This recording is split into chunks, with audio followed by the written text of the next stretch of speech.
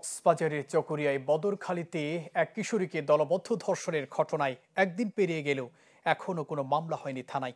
Police জানায় ভুক্তভোগী পরিবারের পক্ষ থেকে এখনো কোনো মামলা করা হয়নি। তবে বিকেলের দিকে পরিবারের পক্ষ থেকে মামলা দায়েরের কথা রয়েছে। এদিকে ঘটনায় জড়িত থাকার সন্দেহে ৩ জনকে আটক করেছে পুলিশ। মহেশখালী ও চকরিয়ায় অভিযান চালিয়ে তাদের আটক করা হয়। রোববার রাতে বদরখালী ব্রিজের পাশে প্যারাবনে দলবদ্ধ ধর্ষণের শিকার হয় এই কিশোরী।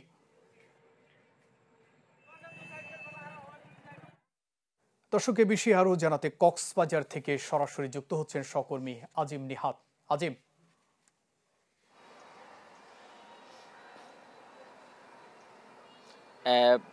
এটা আসলে জুবাইর, ঘটনাটি নিয়ে মিশ্র প্রতিক্রিয়া তৈরি হয়েছিল শুরুর দিকে। কারণ ঘটনার পরপরই মূলত কিশোরীকে যে চকরিয়ার একটি হাসপাতালে নিয়ে যাওয়া হয়েছিল, সেখান থেকে পুলিশ তাকে মেডিকেল পরীক্ষার জন্য না নিয়ে গিয়ে তাকে ছেড়ে দেওয়া হয়। পরবর্তীতে সে বাসায় চলে গিয়েছিল বলে একটি কথা ওঠে।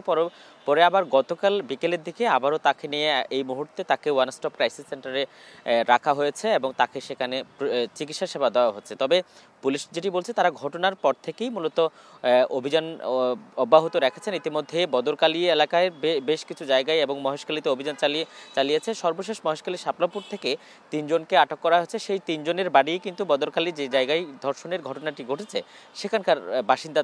তাদেরকে গতকাল রাতে শাপলাপুরের একটি চিংড়ি প্রজেক্ট থেকে আটক করা হয়েছে। তবে যেহেতু এখনো পর্যন্ত সন্দেহভাজন, এখনো পর্যন্ত মেয়েটি কাউকে শনাক্ত করতে পারছে না এবং মামলা যেহেতু হয়নি, সে কারণে তারা প্রাথমিকভাবে তাদের নাম ছবি এগুলো প্রকাশ করছে না। তবে পুলিশ বলছে তারা তাদের যে অভিযান সেটি অব্যাহত রাখবেন এবং শেষ পর্যন্ত এই ঘটনায় প্রকৃত পক্ষে যারা জড়িত তাদের সবাইকে আইনের আওতায় নিয়ে আসার জন্য যা যা করার সব ধরনের পদক্ষেপ রাখবেন। পুলিশের পাশাপাশি আমরা দেখতে পেয়েছি গতকাল থেকে র্যাবও একইভাবে অভিযান চালাচ্ছে, যাতে করে দ্রুত তাদেরকে ধরা যায়।